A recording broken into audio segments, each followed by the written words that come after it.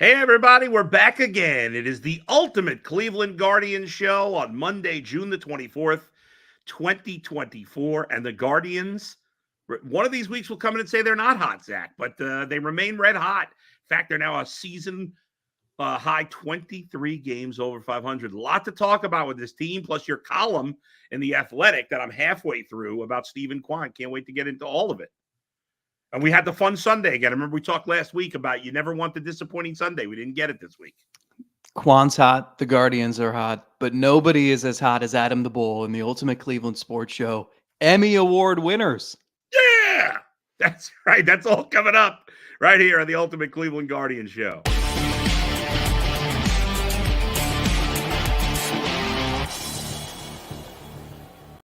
Thank you, Zach. That was it was very cool that we won that award, and we're very appreciative. The fans made it possible to win an Emmy Award. It was never a goal being in radio for pretty much my whole career, but I love doing this. I love doing the show with you. I love doing the Ultimate Cleveland Sports Show.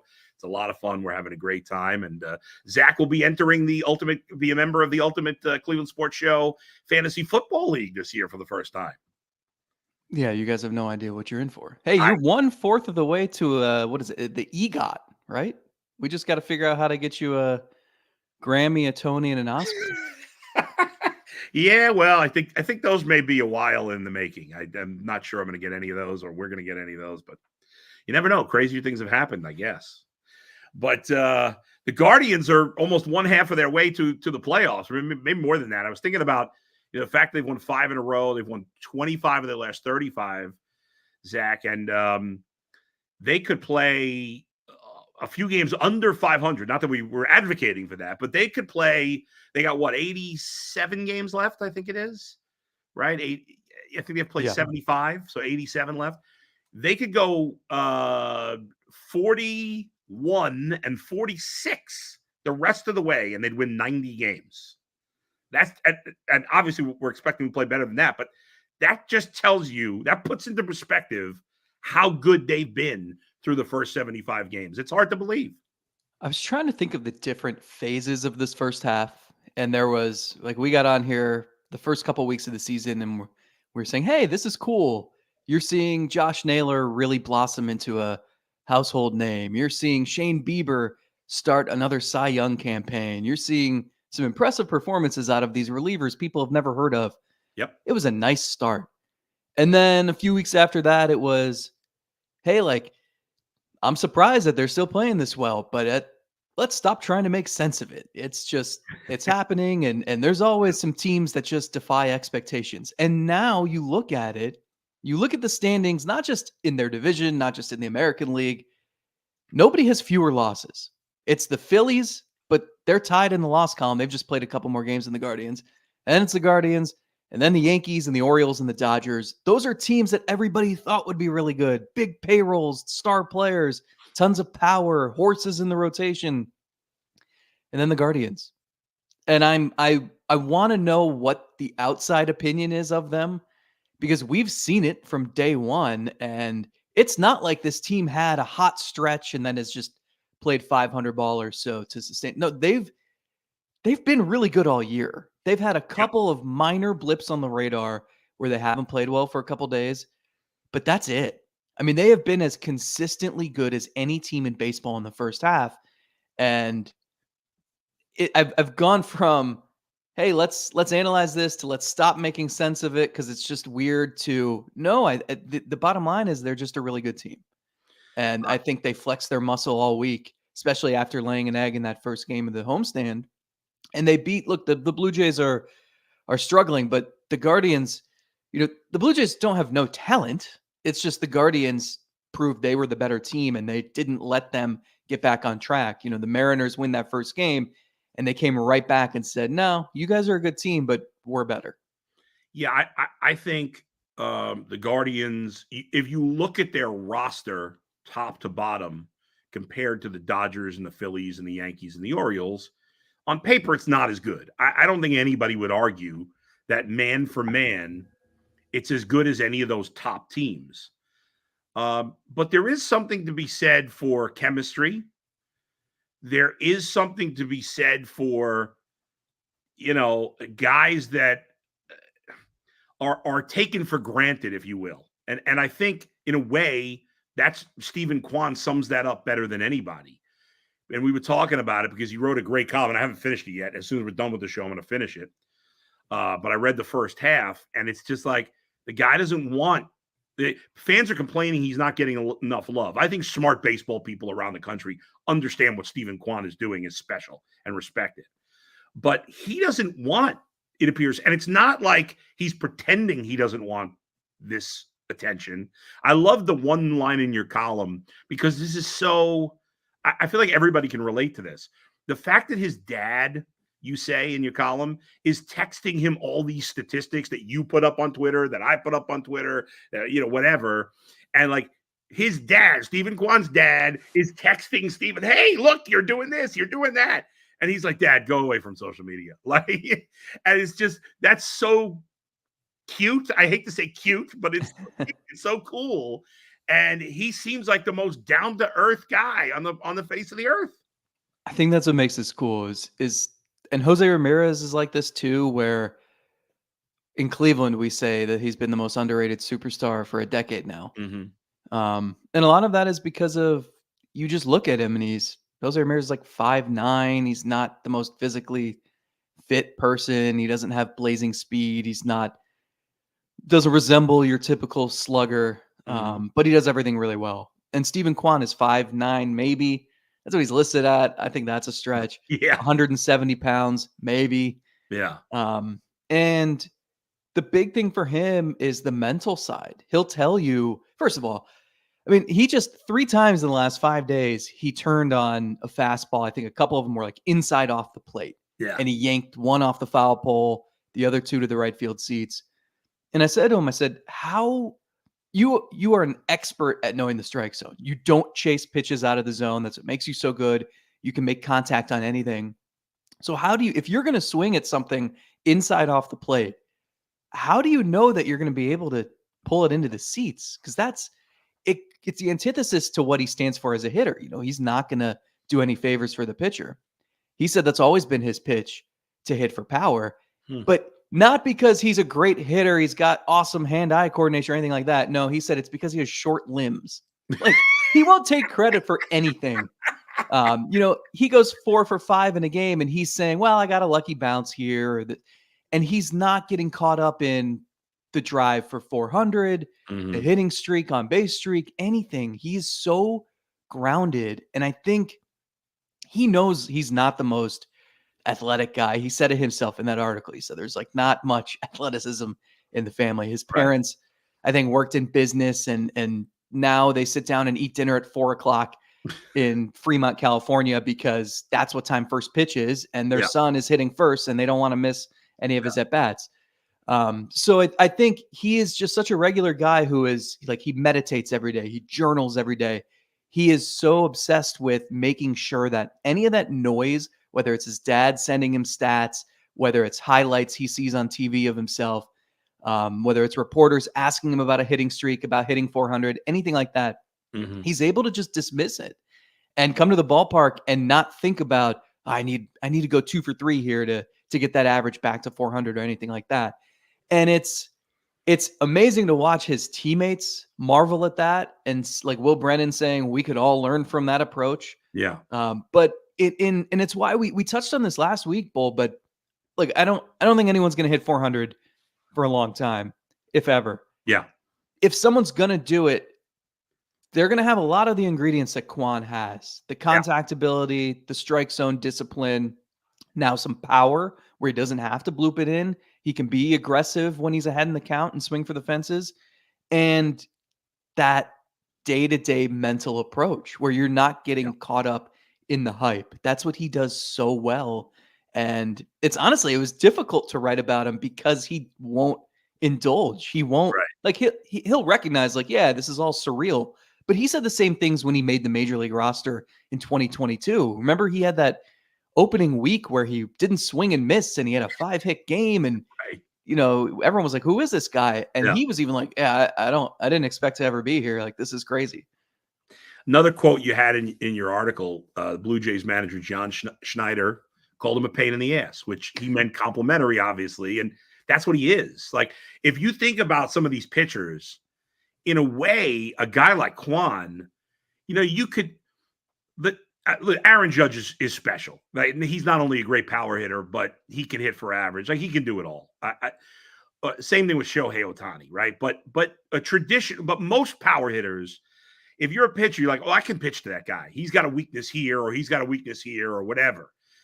Stephen Kwan doesn't have a weakness. There's not a spot in the strike zone or just outside of the strike zone that you're like, he's weak if I throw it here. That doesn't exist for him. And that makes it very tough for a pitcher. Maybe, and obviously he's hitting for more power now. But generally, he's not going to get a ton of home runs. So he may not kill you that way. But, as a pitcher, you're like, how the hell do I get this guy out? So the one way in talking to pitchers and coaches on other teams, the one way in the past was basically there was never a point in wasting pitches. He's not going to offer anything outside of the zone. So don't try to nibble around him and get him to chase. Throw him a strike. And the hope is that if you throw him a strike, maybe if you could throw like a slider in the zone, then maybe he'll hit it at somebody. That was the plan. The problem now is he can hit for power. So if you throw it in the zone, and he knows you're going to throw it in the zone because he knows that you're not going to waste pitches trying to get him to chase, he can turn on it. It adds another element. I think that's how he's, it's one thing to go from a guy who flirts with a 300 average, no power, good on base percentage, doesn't strike out much. Then you add the power element, and that explains how he's right there with Ohtani just behind Judge in OPS. I mean, the slugging percentage is off the charts. So it's crazy to watch this evolution, and it's everything he said he wanted to get better at in the offseason is working. Yeah, I mean, there's nothing weak about his game. And as he said, he's not a special athletic specimen in any way, but he plays like without having elite speed. He runs the bases well. He can steal bases. He plays the field so well. He's such a smart guy. He's such a baseball savant, it seems, that just makes him so good. And he's so easy to root for. And this team as a whole, Zach, is so easy to root for. I mean, it's a pleasure just watching them play every day. Think about the slugging leaderboard here. Judge and Ohtani are at the top. Gunnar Henderson, Marcell Ozuna, Kyle Tucker, and then Stephen Kwan. That makes no ahead sense. Of Juan Soto and Bryce Harper. Those are all guys who are going to hit 40 home runs. I mean, Kwan, if he hadn't missed the 4 weeks, like he'd be on pace for I think like 23.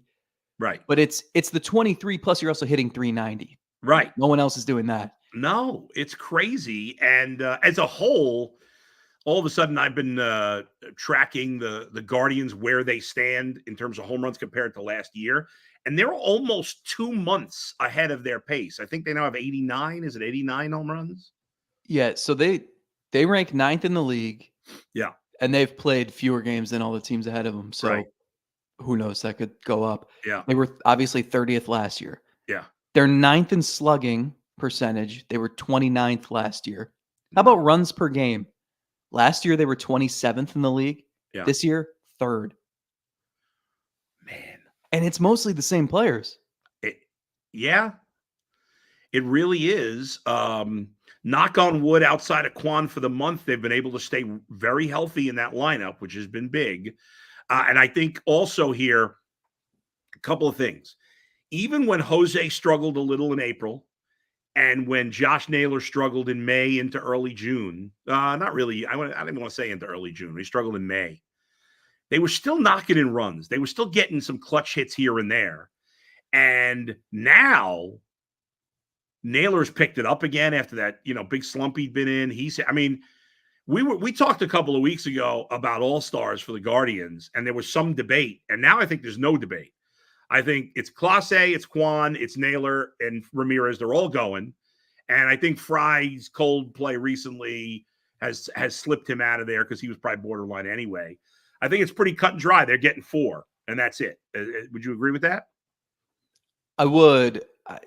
Fry's numbers still look Fry's good. not out yet, though. I shouldn't completely rule him out. He's still got a chance. but he's Yeah. cooled off enough that they could push him to the side if they wanted. It depends. I do think I don't think Lively or Bybee will make it because there's just too many starting pitching options. Yeah. I do wonder if Bybee had I was thinking about if Bybee hadn't given up that 3-run homer in Cincinnati, take those 3 runs off the Yeah. board, his ERA looks a lot better. And if he has another couple good like there was a path for him, I Yep. think, just because of the strikeouts, because it's, he's been the ace on a team that deserves as many all-stars as any other team. Yes. I'm with you. I think they'll wind up with 4. I think those 4 are locks. Yeah. Absolute And locks. If it were easier for a middle reliever or setup man to make it, Yeah. I mean, truly, you can make a case for Herron, Gaddis, or Smith too, which is insane. They've all been phenomenal. And there's been no sign of we've talked. One of our biggest concerns for this team, for both of us, has been the bullpen's going to get overused. The bullpen's going to get overused. And it has, kind of, but it hasn't been a factor yet. Now, it doesn't mean it won't, but there's been no sign from any of those 3 guys, plus Clase. And I know he allowed 2 base runs. That was, and I think he give, what's his name? Horwitz. I agreed with the broadcast. Those were one of the best at-bats I've ever seen against Clase. Mhm. And he was just feeling it yesterday. And then he got a dunker hit to center field. But Clase's throwing 102. I mean, he shows no – I would assume Gaddis maybe gets the chance to close tonight if it comes down to that. What do you think? Yeah, because he didn't pitch. He didn't pitch yesterday, and I think Sunday. Clase pitched 3 days in a row, I believe. Yeah, and we talked about this last week Yeah. where they had so many off days where they could really leverage the bullpen, and now Right. you run into 13 days in a row, then an Yeah. off day, then 13 days in a row. So they really need more from the rotation. Yeah. McKenzie plus a rain delay did not help those No. matters Sunday.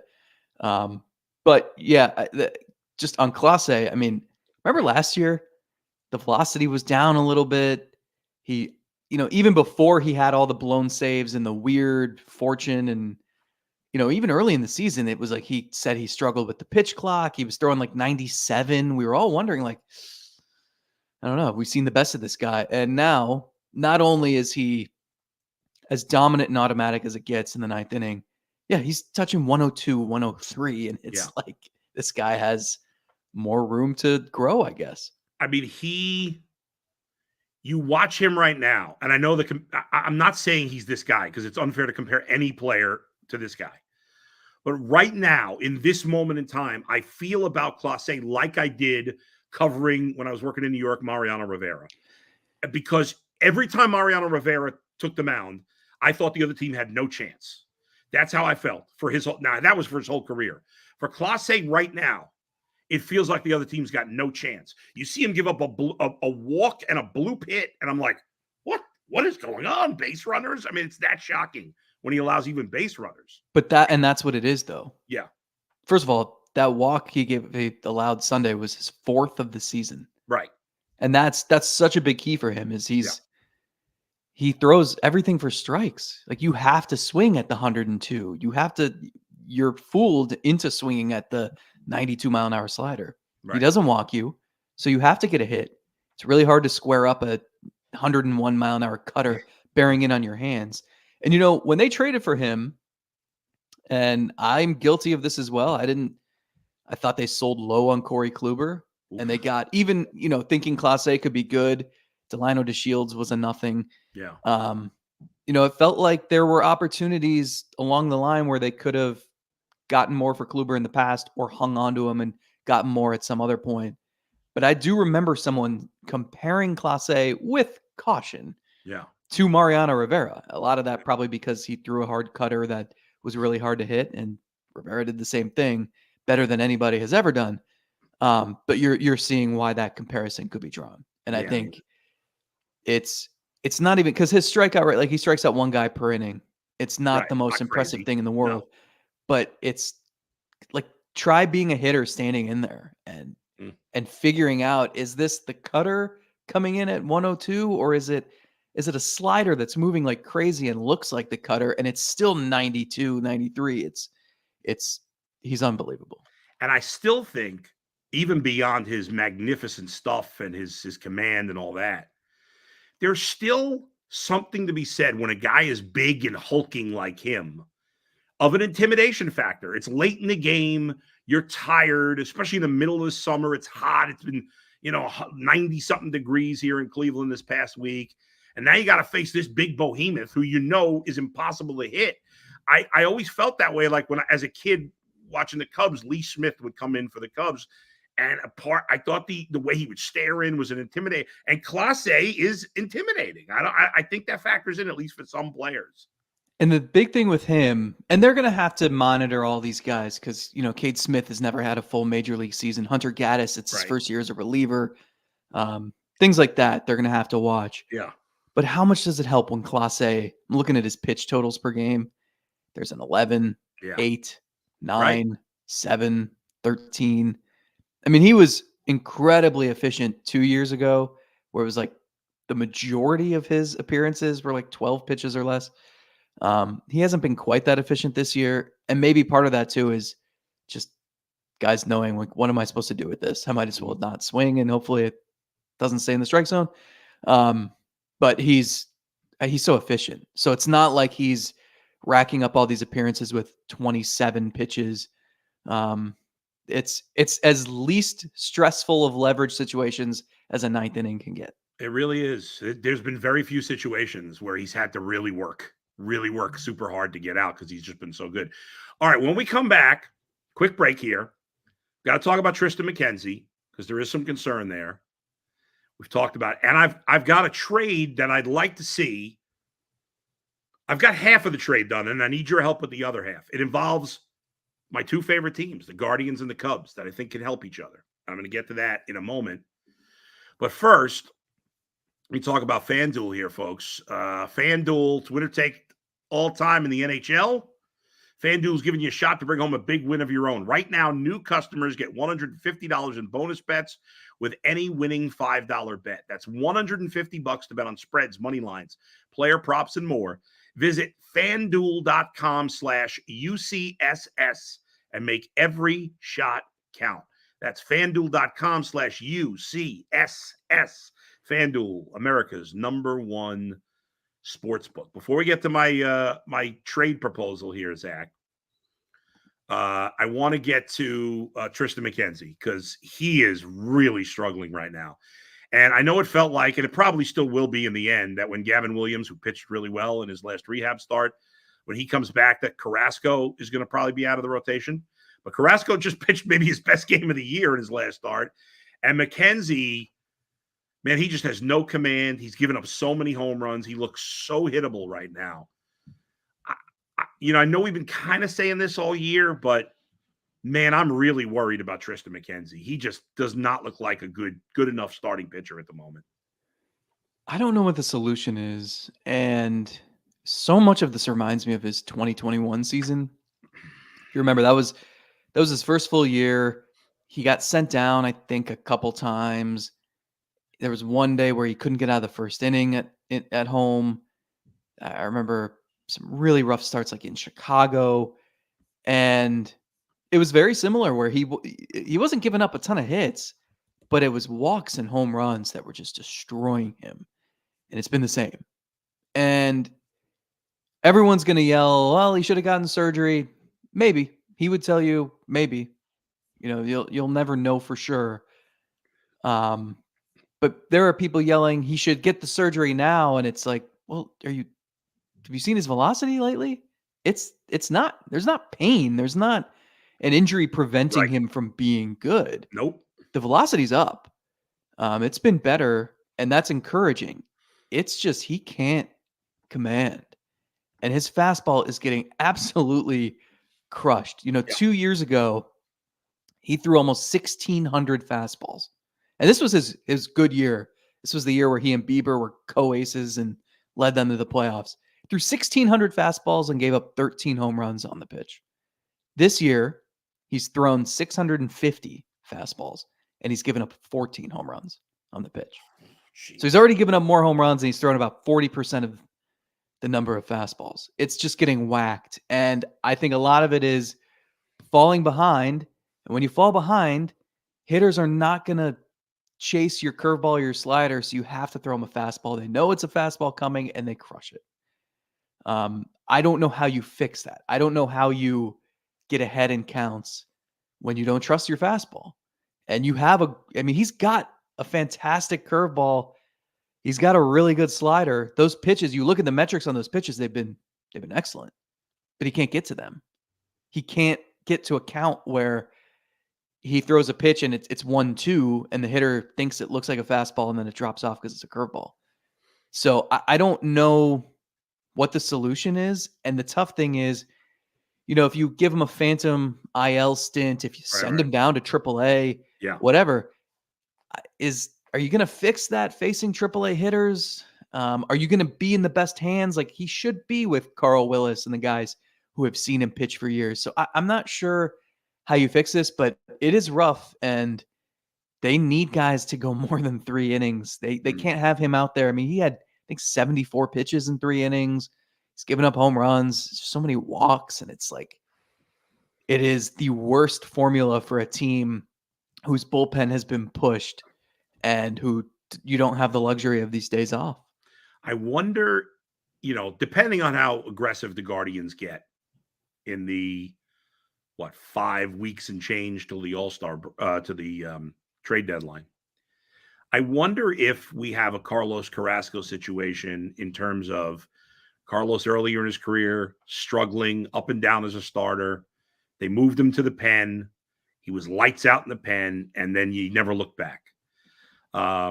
If they're aggressive on the trade front, and let's say they get Gavin Williams, and they have good health from the rest of the rotation, and they make a trade for a 1 starter, maybe even 2. Who knows? Let's get crazy. At some point, maybe that's it. Maybe he's your, long man initially in the bullpen, and maybe he finds a niche, because there have been some innings where he's looked good and he's striking out guys, but they can't keep running him out there every 5th day much longer. I know you don't really have much of a choice, but it's a tricky spot. But it's hard to watch him pitch right now. I actually kind of like that idea. I hadn't thought of that. And Carrasco took to that because, he had been struggling as a starter for years, goes to the bullpen, I think it was 2014. And they said, just go with the mentality that you just unload everything you've got for 1 inning. Right. And then they gradually built that up. And I remember his first start back at Yankee Stadium. He went 5 innings, struck out 10, was dominant, and never looked back. Yeah. That's really interesting. Yeah, it could be. Now, speaking of trades, I want to throw this one by you. And if you, Zach, do you have the time? We can go a little extra today if you have the time. Sure. All right, so we may go a little extra today, folks. So hang with us. It's the most number of live views we've ever had at one time. Everybody's got Guardians fever right now. And we got to squeeze in your Cubs talk. Yeah. Yeah, here's what I want to get to. So it's not. This is really more about the Guardians. I'm not even worried about what the Cubs would get in return, because we'd have to figure out the prospects. But I think the Cubs should sell right now. And I know they're in the mix with a bunch of other teams. I think the Cubs have a really good farm system, and they got a lot of guys that are just about ready, but they're not ready yet. And I think they should punt, which I'm almost always against. Unless the team's really terrible. I'm almost always against it. But I think the Cubs should punt now. And I think they have 2 players that would fit. Now, they're both expensive players, and one of them's got a couple of years, so the Cubs would have to kick in some money here. But it's not crazy. I'd like to see the Guardians put together a package and trade for Cody Bellinger and Jameson Taillon. Now, Bellinger can opt out at the end of this year, and probably will. He does have, I got to double check his contract, if he doesn't opt out. I think it's 2. I can't remember it now off the top of my head. It's confusing, isn't it? Aren't there like a few wrinkles to it? Well, Imanaga, he's the one who's got the really confusing contract. Bellinger may have a confusing one too. I can't remember it now. And I didn't look it up. So he's got the Go ahead. $27.5 million player option and then 25. Right. So and he would opt out, right? I got to imagine unless he just had a terrible, terrible season or got seriously hurt. Mm-hmm.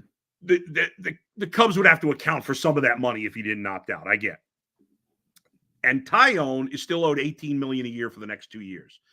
But again, the Cubs would pay, if the Cubs are going to do this kind of trade and try to get some good prospects from the Guardians, they'll kick in some money. They got plenty of money. They can kick some. It's not like Taillon's making $30 million a year. If the Cubs can get Taillon's salary for the Guardians to somewhere in the $8 to $10 million range for 2 more years, I know he's not young, but he's having a tremendous season. And when the Cubs first signed him last year, First half of the year, he was awful, awful.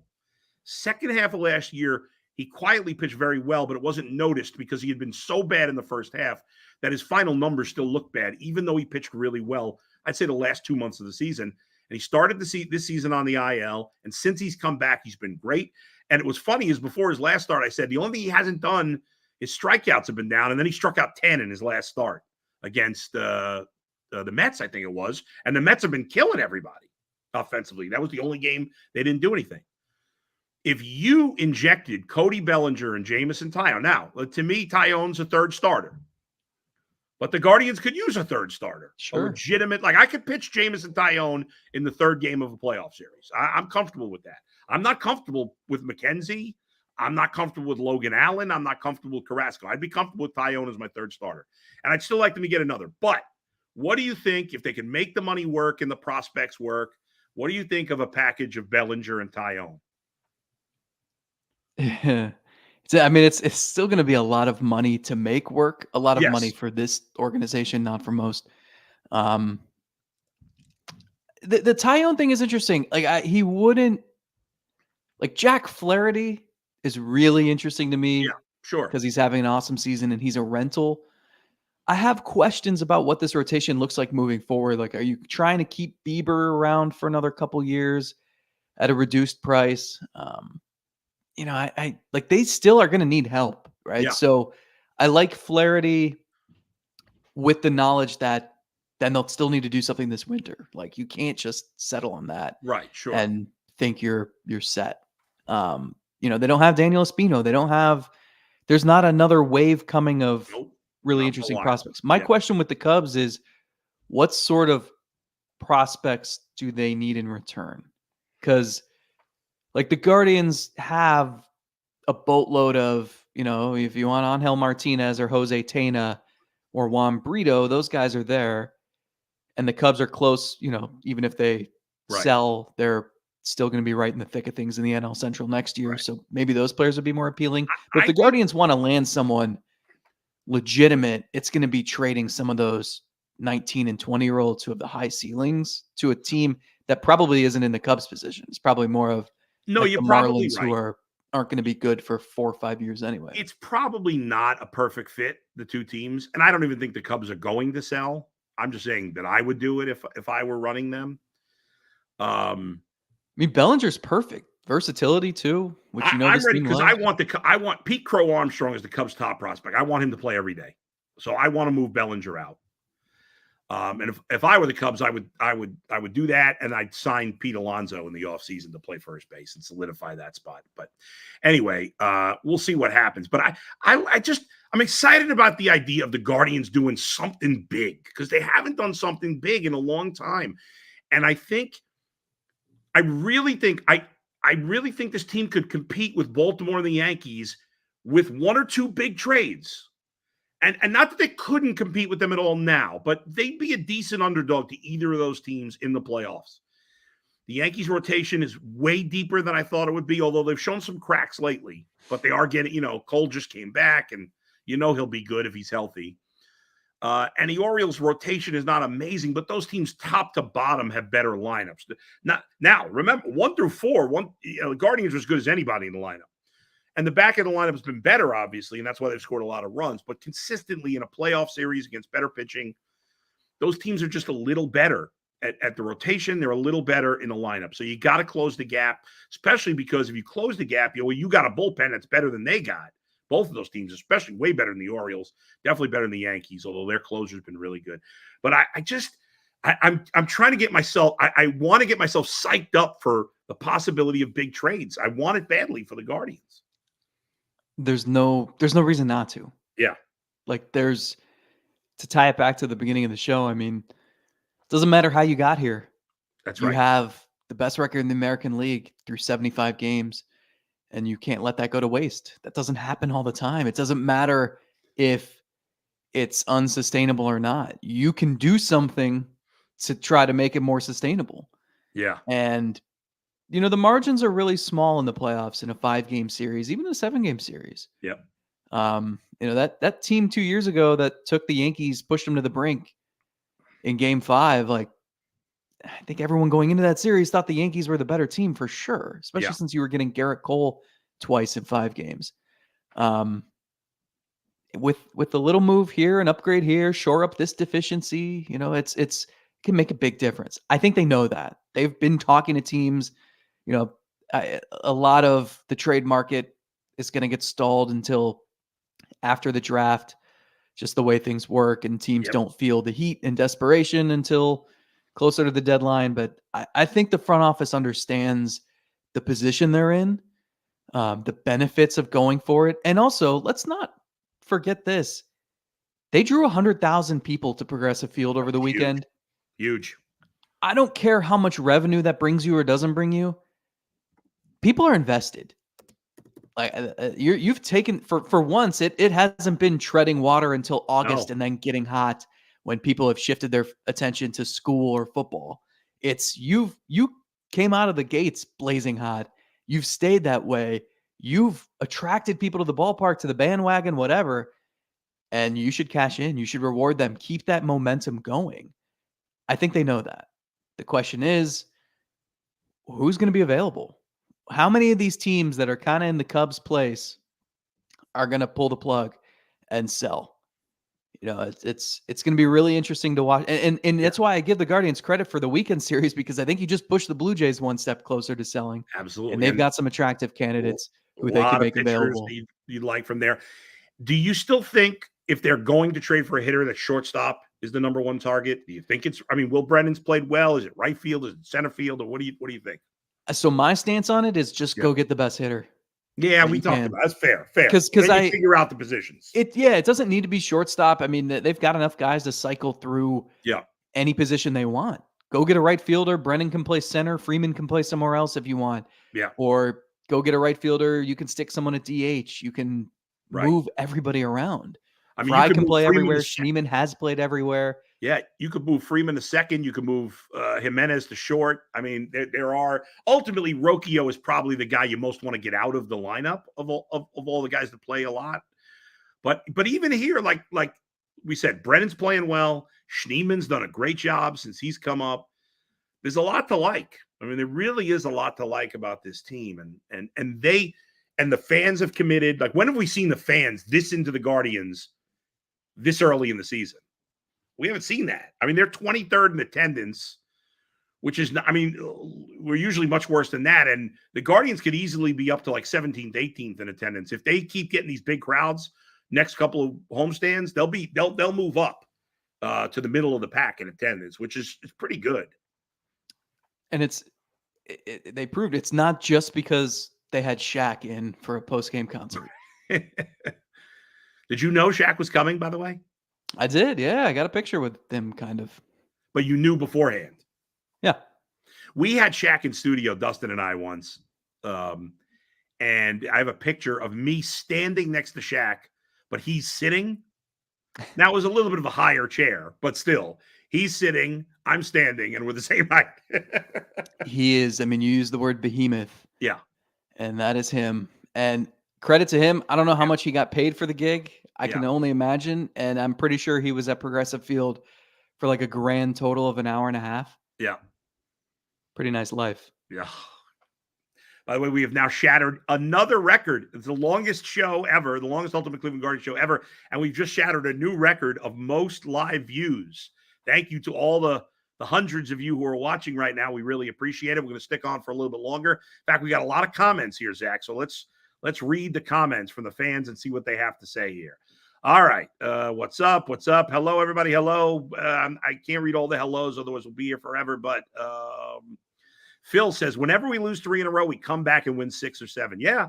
They have not had a sustained, like, they haven't lost more than 3 all year. And when they have lost 3 or 4 or 5 or whatever, those little mini bad streaks, they've always bounced back and played great baseball after that. Yeah, I think after they lost 3 in a row in Chicago, they won like 12 or 13 or something, and then they've won 5 in a row so far. Yep. Although tough week ahead. Definitely. I can't wait for this series. I mean, I'm actually glad they don't have an off day tonight because I'm excited to watch them play against the Orioles tonight, because that's another test you want to see. And you know, it's funny. I got a guy I know in New York who does sports talk there, and he was arguing with another because he was saying, "Oh, look, the Yankees wins against the Guardians don't matter because they're in this Central." And I'm like, "You're an idiot. That's the stupidest thing I've heard." And by the way, the Guardians have a better record against the AL East than the Yankees do. I don't know if you knew that. Why would you? No, I did not. I mean, you do know every stat. In fact, the Guardians in the American League, I didn't look at National League teams. Only the Orioles have a better winning percentage against the American League East than the Guardians. Of all of the 15 American League teams, the Orioles have the best record against the East, and then the Guardians are second. Yankees have a losing record against the East. So, and because of the balanced schedule now, yeah, you still play more games against the teams in your division, but it's not as big a difference as it used to be. So to dismiss what's funny is the Guardians' record against the Central is not ridiculous. They're 11-6. It's not like it's not like the Yankees who were 17-2 against the Central. The Guardians are 10-6 against the East, 10-6 against the National League, and 18-7 against the West. So it's not like they've just been beating up their division, and that's it. It's far from it this year. I think the main thing, they're 17-9 against teams with winning records. So they've played just as well against the good teams as they have the not so good teams. And also, there are probably some teams in there that would be over 500 if the Guardians hadn't stomped them. So that's true. There's that too. True. And yeah. And so, let me read some more from the fans here. Alex says, awesome story on Kwan today by Zach, best writer in the game. You're right. That's true. It's a great column. As soon as we finish, I got to finish the column. Let's see. I feel like that's too old school. I shouldn't say column. Is column still appropriate? It seems such an old school term. But depends what you're writing. All right. Everything's a column now because it's all hot takes. I guess. Daniel Schneeman, for real or the flavor of the month, says Corey. What do you think? It's hard to answer only because this version of him has never existed. I mean, he completely changed his swing and his approach. And I need to see more, but I will say a left-handed hitter who's small in stature hitting a 96-mile-an-hour fastball at the letters off a lefty for a home run was so impressive. If you can do that, you can hit. Yeah. So there's a place for him in the majors, which is crazy. The dude was the 1,003rd pick, I think, in the draft. He's 27, and now he's finally finding his footing. Guardians got a lot of stories like that, which is part of the reason between Kwan and Schneeman and Fry. And I mean, even Jose was not a big time prospect. I don't know how many people remember that at this point. But like when Jose Ramirez came to the big leagues, it wasn't a big deal. He wasn't a highly touted prospect. They were hoping that he would be Mike Avilas's replacement. I think he succeeded. Close, but I'll give it to him. Let's see. Corey has a good question. We actually haven't touched on this. He's joining late. What is the latest on the Fry injury? He's day to day, right? Yeah, just an awkward throw to second base, I think, on that weird helmet tag. Yeah. And day to day, but a lot depended on him getting checked out last night and how it felt today. Let's go rapid fire on these other ones. Robert, I'd rather go to the dentist than watch McKenzie pitch again. That seems a little harsh, but $15 million, and we can get a right fielder in Taylor Ward, shortstop Luis Rengifo, and pitcher Luis Severino. I'd be happy to bring any of those guys onto this team. Severino pitched a great game last night against the Cubs. Let's see. I don't care about the Cavs right now. We're talking baseball. Kenny Atkinson. Yeah. Oh, did they hire him? They did. Oh, I didn't even see that. We've been doing the show. You got the breaking news, huh?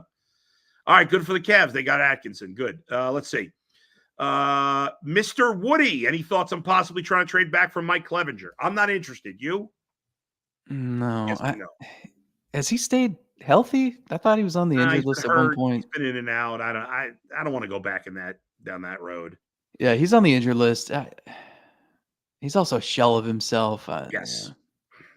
Derek says Bellinger would be insane in this lineup. He would be. I mean, if they could get Bellinger, that would be, because he's also another flexible player. You can play him anywhere in the outfield, first base, DH.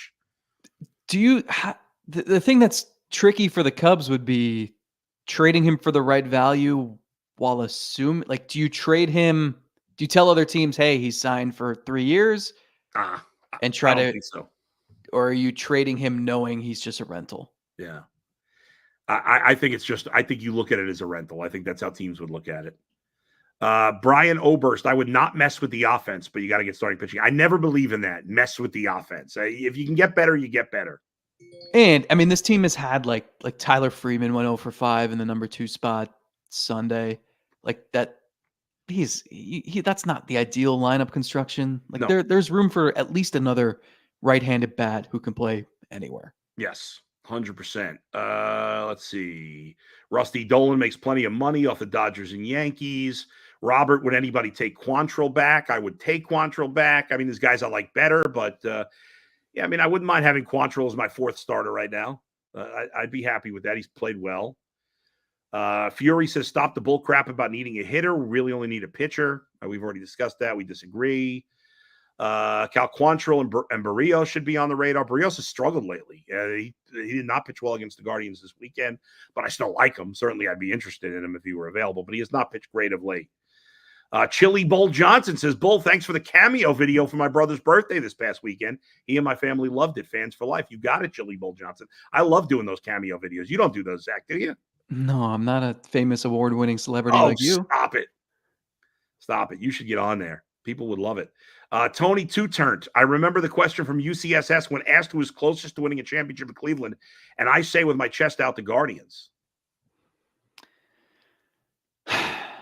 It's always a good question. I feel like we could just ask that 3 or 4 times a year, and it would be, you'd have different debates.